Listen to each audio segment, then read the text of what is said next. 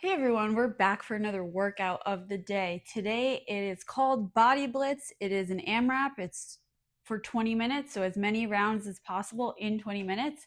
It is 10 slam balls, 10 deadlifts, 20 ab twists, 10 overhead lunges, and 10 V-ups. So we're going to go through all of those movements and the modifications, and then you can get started. Okay, so our first movement is going to be our slam balls. So keep in mind that this is a full body movement, which means you have to engage everything in order for it to be effective and to be injury free. So, what we want to make sure is that we're always keeping our core tight. We're bending down with our knees, we're never bending at our hips. We're keeping our back nice and straight. So we're going to take our slam ball. We're going to set it up right in front of us. Our feet are about hip width apart. Our toes are pointed slightly outward, and the ball is in between our toes.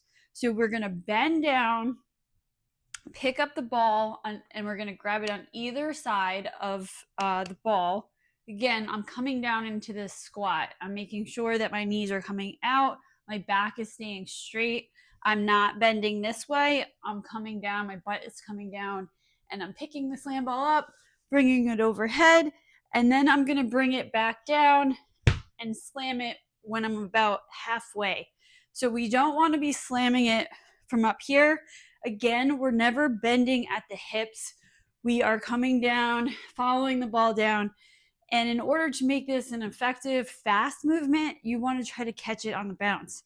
Remember, it's a weighted ball. It's not really meant to bounce. So the bounce is a very small bounce, maybe about an inch off the ground. So you have only a split second to catch it if we're going for time here. So again, come all the way up, bring it down. You notice, again, I'm coming down with the ball. I'm not going over. I'm never bending over to pick the ball up. I'm following it down, slam, pick back up. Now, if you need to move a little bit slower, that's okay. But again, not an excuse to throw it from the top of your head.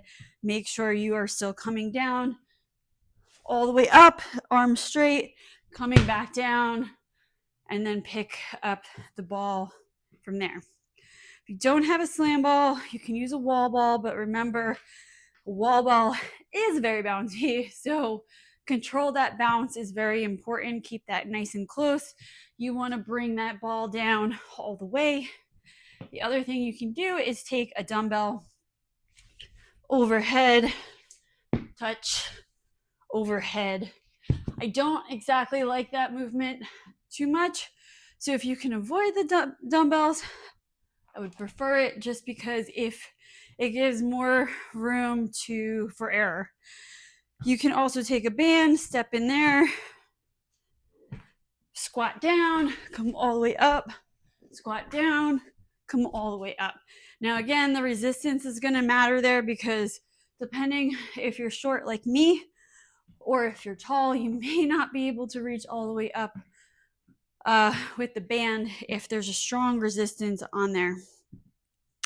Okay, so next movement is going to be our deadlift. So with our deadlift, we're going to start with the barbell. We're going to move to modifications. So if you have a barbell, again, I hear a lot of people say, Katie, I can't do this because I have a bad back. Well, this is a good movement, even if you have a good bad back, because this will help strengthen things. As long as you do it correctly, you will not hurt your back. So how do you do it correctly? We want to bring the bar nice and close. Our feet are about hip width apart, maybe slightly wider, depending on your mobility. We always want to keep our butt above our knee. That means we're never squatting down. We're always coming down and bending. We're bending, bringing our hips back, bringing our knees back, and bending this way. But we want to keep that back completely straight the whole time we come down. The bar is going to be touching us. We're going to get close and intimate with that bar. As we come up and down, we want to make sure we always remain in contact. That's going to keep the weight centered. If the barbell starts getting away from us, right, then that starts bringing the weight here. And now we're supporting it only with our shoulders or our back. And that's what's going to cause the injury. So we want to have our whole body support it. That's how we keep it close. Mixed grip, one grip facing you, one grip facing out. This controls the barbell.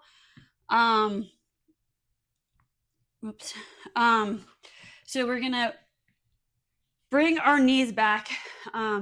Just teaching class the other day, and I was telling a few people to bring their knees back, and they just were not understanding. So what I mean by that is we bend at the hips. So like just if you were bending forward with your knees straight, and then we're gonna bend our knees a little bit. And our knee, a lot of times we bend, our knees go forward. So if we bring them back, right? So here they are forward, and I'm just bringing that back, and you see my butt lift up, and that creates a nice straight line in our shins.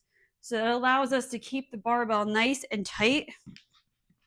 So we're gonna make sure everything's tight. I'm reaching up with my chest, my back is straight. I'm sliding that barbell up, keeping in contact, coming back down, really engaging the core and the back. Oops, one second. See, this is what happens when you don't put collars on.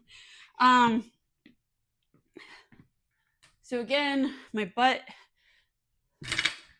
and I'm standing straight up. I'm not leaning back. That's again another great way to get that lower back injury and tightness. So just stand until you are locked out in the hips and knees, no leaning back.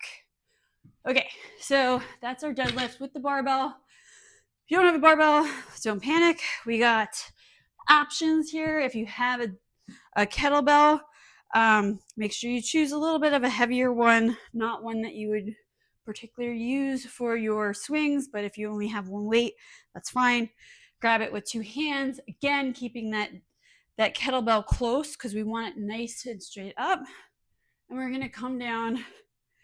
And again, we're keeping that back straight, keeping our butt above our knees. And we can also use our dumbbell for this.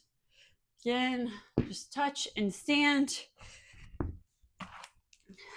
Or you can use a band. Again, different resistance. This is a one that you can use a stronger resistance than you generally would use. You're going to step on the band. So it's wrapped around your feet, and you're just going to pull up. Now you can do less with just one, or you can do double, making it a little bit harder.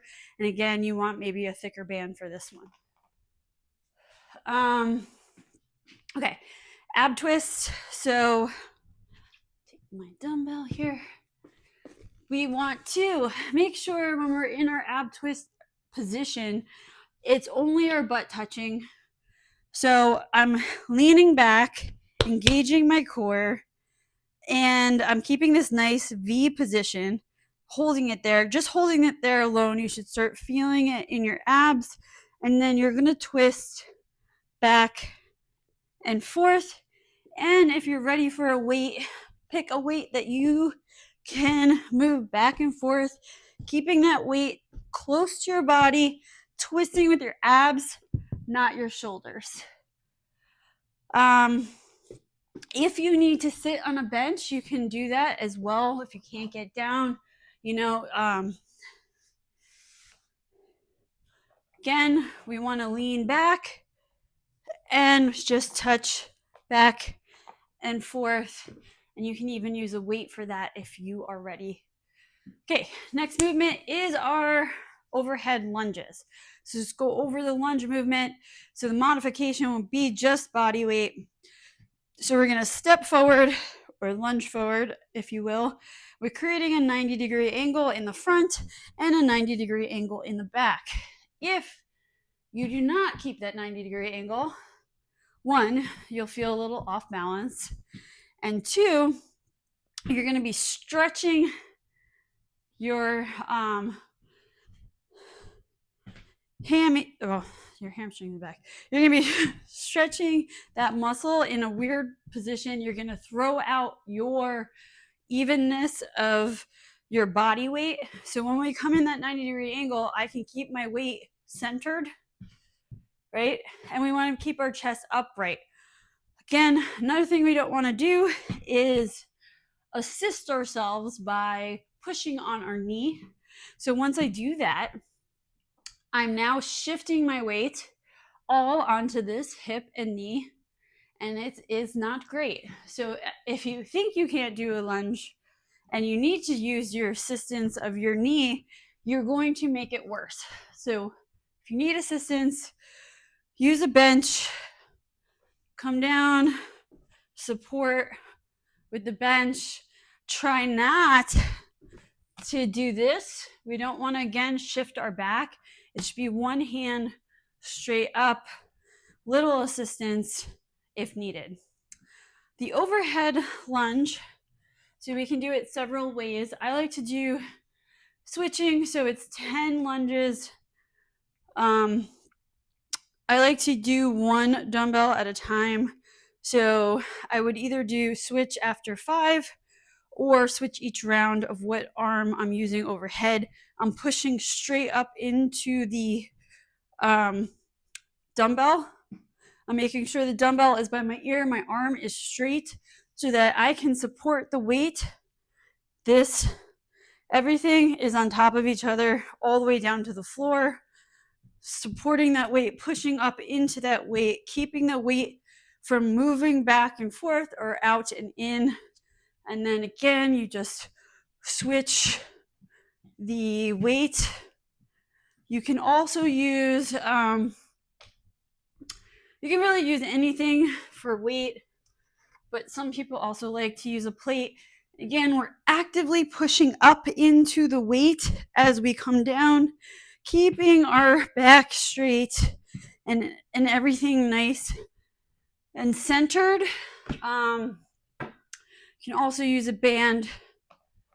You're going to have to switch legs for this one. So push up. Again, you control the band. The band doesn't control you. Come down, and you'll have to do 5 on each side because you can't really switch doing that. But the big thing with a band is rubber, and it will pull your arm around in places you don't want it to. So don't allow that. You are in control. And the last but not least is our V up. So we're coming down, straight up into a nice V. My whole back is coming off the ground. Modification to the knees. Again, my back is coming off the ground. We can also do alternating, back off the ground, or if we can't exactly get everything moving in the right place, shoulders off the ground and leg lifts. And you can also do that on a bench. So leaning back on the bench, lifting your legs up.